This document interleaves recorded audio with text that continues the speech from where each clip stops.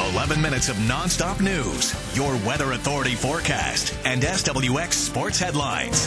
This is NBC Right Now, local news, 11 at 11. Thanks for staying up with us tonight. I'm Meredith Boggs. It's just the beginning of high fire danger season, but the brush is dry enough that it poses a real risk for flames. Popular outdoor activities like target shooting can spark fires. Now, in the outer areas of Benton County on Monday, shooters did just that.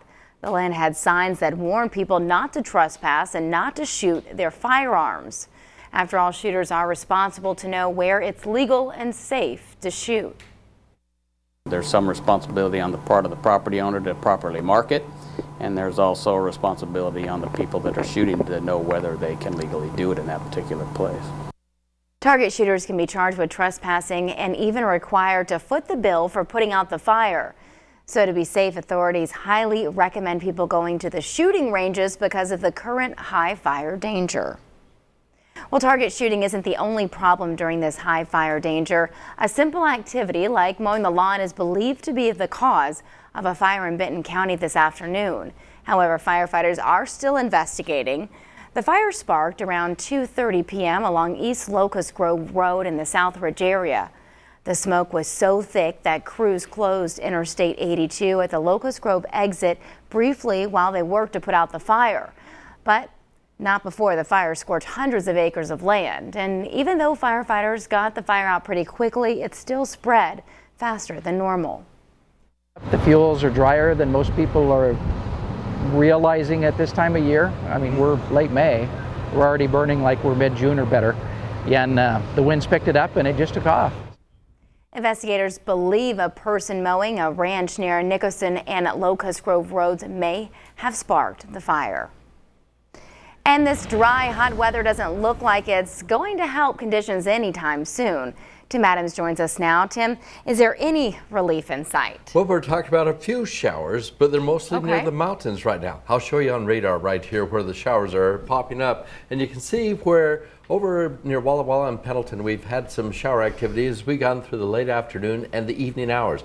A lot of the heavier moisture staying up the mountains. Along with that, we've even had some thunderstorms, some of them very active right now, way up by Pullman and moving up towards Spokane and northern Idaho. For us then, a slight chance of showers overnight, but even the total amounts have been on the light side.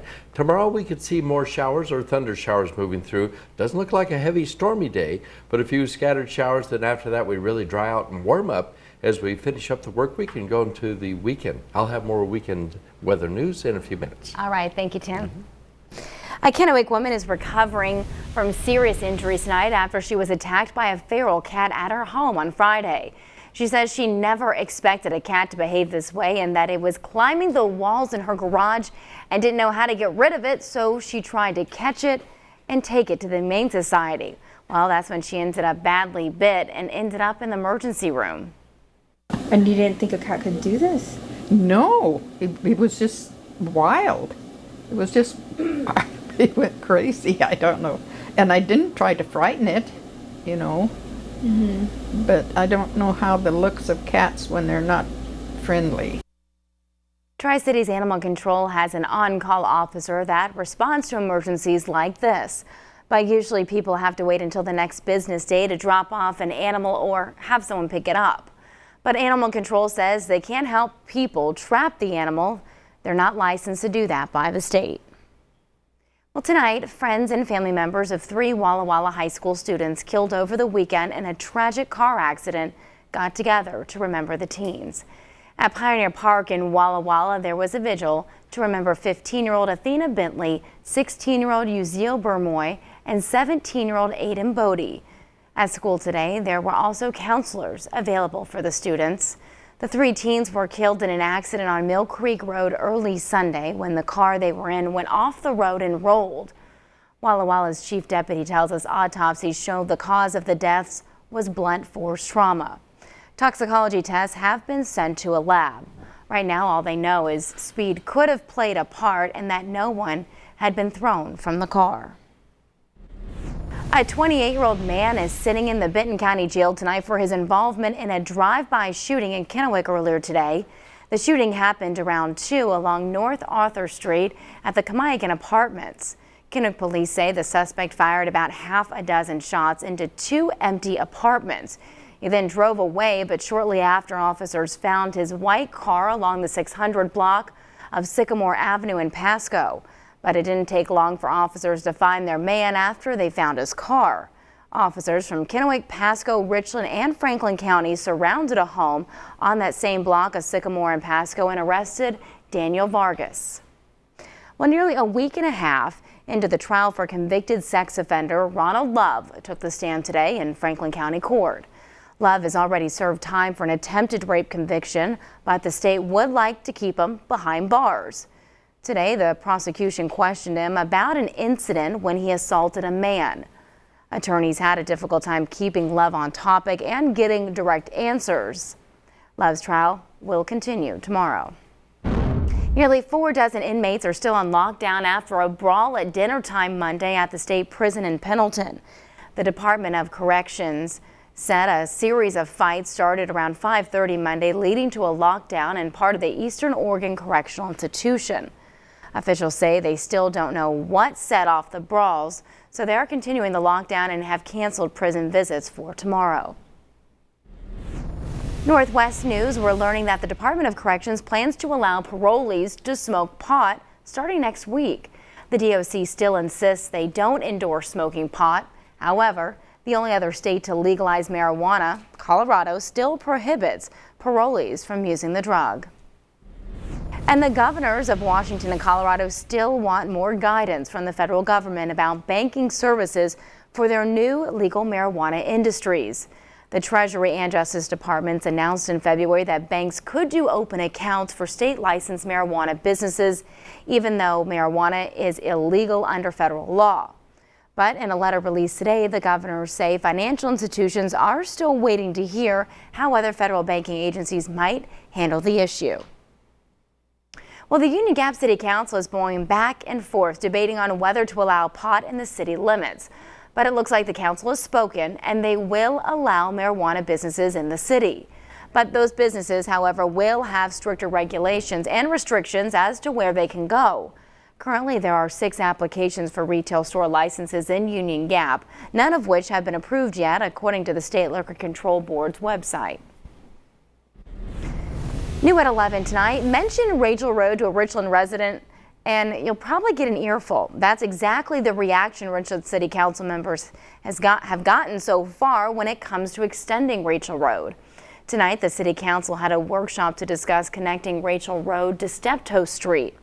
Last week at the council meeting, during the topic of a proposed subdivision near the Amon Creek Natural Preserve, residents got riled up and brought up the extension, saying it would hurt the ecosystem.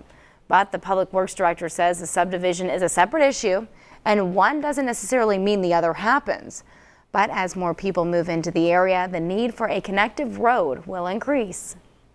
When growth happens, there's new people need to move around. There has to be connections to efficiently move people around. And in between the topography and the previous development in that area, there are very few opportunities to connect people across city boundaries.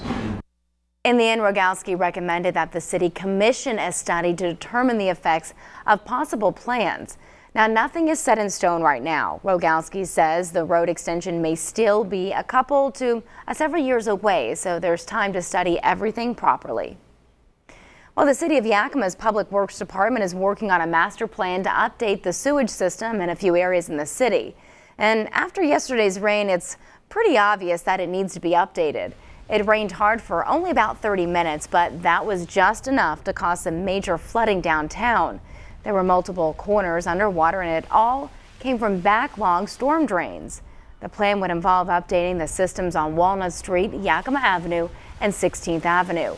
But the plan has yet to be proposed to the City Council and is still in the planning stages. However, in another part of Yakima, some local parks are suffering from not enough water. At Chesterley Park, the grass is brown in some spots, even with some patches of dirt. And that created a problem for the Yak Attack soccer tournament last weekend, one of the largest soccer tournaments in the Northwest. The Yakima Parks and Rec departments say after an unusually dry spring, 4 local water main lines broke unexpectedly, making watering the grass difficult. Well, our region is known for delicious fresh fruit, and many people enjoy picking it right off the trees themselves. Jim Blondie's phone is already ringing off the hook with people wondering when All Natural You Pick in West Valley is open for business. Blondie says warm spring weather has got everything blooming quickly, and they expect to open up by June 14th. But now in the lower valley, temperatures haven't been high enough for blackberries at Blackberries Jubilee in Sunnyside. If you can see the blooms behind me, they're about 2 weeks behind schedule. Usually we start picking about the 1st of July, and it looks like it's going to be closer to the 2nd week. But Bardell isn't concerned, as she says a little bit of a late start means a longer season. Well, in the leadoff spot tonight, the Mariners fall to the Angels and stay a half game back of Texas in the American League West standings. Now, Los Angeles takes it today, 6-4 Angels. The series now tied at 1-1. They'll go at it again tomorrow night at 7 p.m. with King Felix on the hill for the Mariners.